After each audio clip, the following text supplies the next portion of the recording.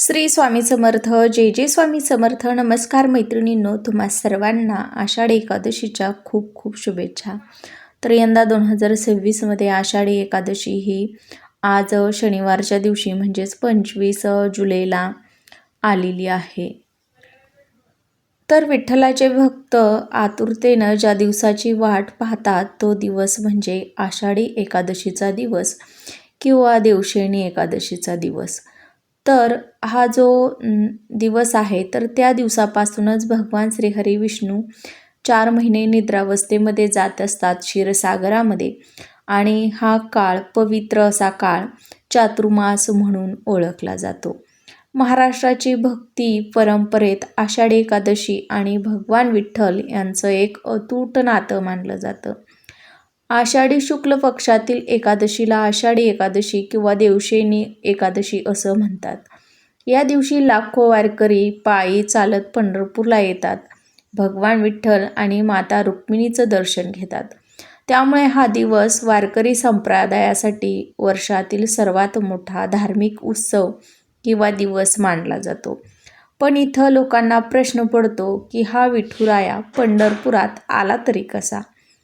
एका पौराणिक कथेनुसार भगवान विठ्ठल पंढरपूरला येण्यामागं एका भक्ताची अखंड मातृपितृ सेवा हे प्रमुख कारण होतं, आणि तेच धार्मिक पौराणिक कारण आज आपण या व्हिडिओच्या माध्यमातून पाहणार आहोत. म्हणजेच भक्त पुंडलिकाची पौराणिक आणि धार्मिक कथा आजच्या व्हिडिओत आपण पाहणार आहोत. त्यामुळे तुम्ही ही जी कथा आहे तर ती फक्त 2 मिनटं वेळ काढून नक्की ऐका.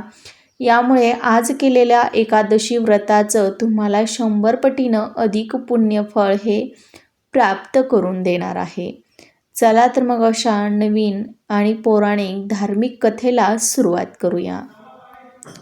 तर प्राचीन काळी पुंडलिक नावाचा एक युवक आपल्या आई वडिलांशी कठोर वागायचा. संसारातील सुखात रमल्यामुळं तो त्याच्या सेवेकडे दुर्लक्ष करत असे. एकदा काही संत आणि ऋषींच्या सहवासामुळे त्याच्यात मोठा बदल झाला. आई वडिलांची सेवा हीच खरी ईश्वर सेवा आहे याची त्याला जाणीव झाली. त्यानंतर त्याने संपूर्ण आयुष्य आई वडिलांच्या सेवेसाठी अर्पण केलं. त्याची निष्ठा आणि समर्पण भक्ती पाहून देवताही प्रभावित झाल्या. भक्त पुंडलिकाच्या या अद्वितीय भक्तीनं प्रसन्न होऊन भगवान श्रीकृष्ण म्हणजेच भगवान विष्णू त्याला दर्शन देण्यासाठी द्वारकेहून पंढरपूरला आले असं सांगितलं जातं. त्यावेळी पुंडलिक आपल्या आईवडिलांची सेवा करण्यात इतका मग्न होता की त्यानं देवाला त्वरित भेटण्यासाठी ही सेवा अजिबात सोडली नाही. त्याऐवजी त्याने जवळ पडलेली एक जी वीट होती तर ती भगवंताकडे फेकली आणि नम्रपणे म्हणाला, प्रभू कृपा करा आणि या विटेवर उभे राहून थोडी प्रतीक्षा करा. मी आईवडिलांची सेवा करून तुमच्या दर्शनाला येतो. भगवंतांनी पण पुंडलिकाच्या त्या मातृ आणि पितृभक्तीचा आदर केला. ते त्या विटेवर दोन्ही हात कमरेवर ठेवून उभे राहिले. काही वेळानं पुंडलिकानं सेवा पूर्ण केली. अशी मान्यता देखील आहे की भोंगा बनून त्यांची संपूर्ण मांडी पोखरली तरी देखील ते मातृ आणि पितृसेवेतून उठले नाहीत. सेवा पूर्ण झाल्यावरच त्यांनी भगवंताचे दर्शन घेतले.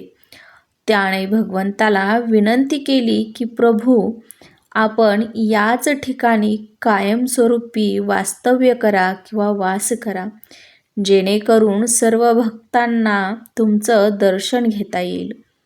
पुंडलिकाची ही विनंती भगवंतांनी मान्य केली आणि ते पंढरपूरला विठ्ठल रूपात स्थायिक झाले, अशी धार्मिक श्रद्धा आहे.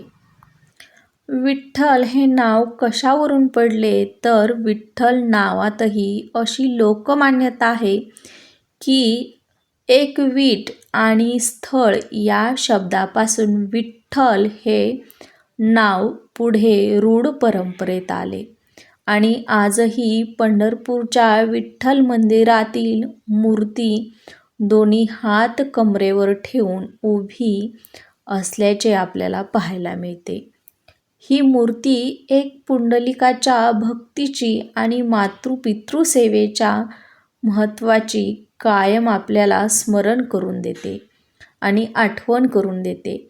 आणि म्हणूनच वारकरी संप्रदाय पुंडलिका वरदा हरी विठ्ठल हा जयघोष आवर्जून केला जातो, तो म्हणजे वारकरी संप्रदायामध्ये. आषाढी कार्तिक एकादशीला लाखो वारकरी पायी चालत पंढरपूरला येतात. त्यांच्या दृष्टीनं विठ्ठल हा केवळ देव नसून भक्तीसाठी वाट पाहणारा, प्रेमाने उभा असलेला आणि भक्तीला सर्वश्रेष्ठ मानणारा परमेश्वर आहे. त्यामुळे पंढरपूर हे केवळ तीर्थक्षेत्र नसून भक्ती, समर्पण, सेवाभावाचं जिवंत प्रतीक आहे. तर आजची कथा तुम्हाला कशी वाटली कमेंटमध्ये नक्की सांगा. कमेंटमध्ये विठ्ठल लिहायला अजिबात विसरू नका. आणि असेच नवनवीन माहितीपूर्ण व्हिडिओ पाहण्यासाठी चॅनेलला प्लीज सबस्क्राईब करा आणि असेच नवनवीन माहितीपूर्ण व्हिडिओ पाहत राहा. पुन्हा भेटूयात अशाच एका नवीन सुंदर माहितीपूर्ण व्हिडिओसोबत. तोपर्यंत सर्वांना माझा श्री स्वामी समर्थ.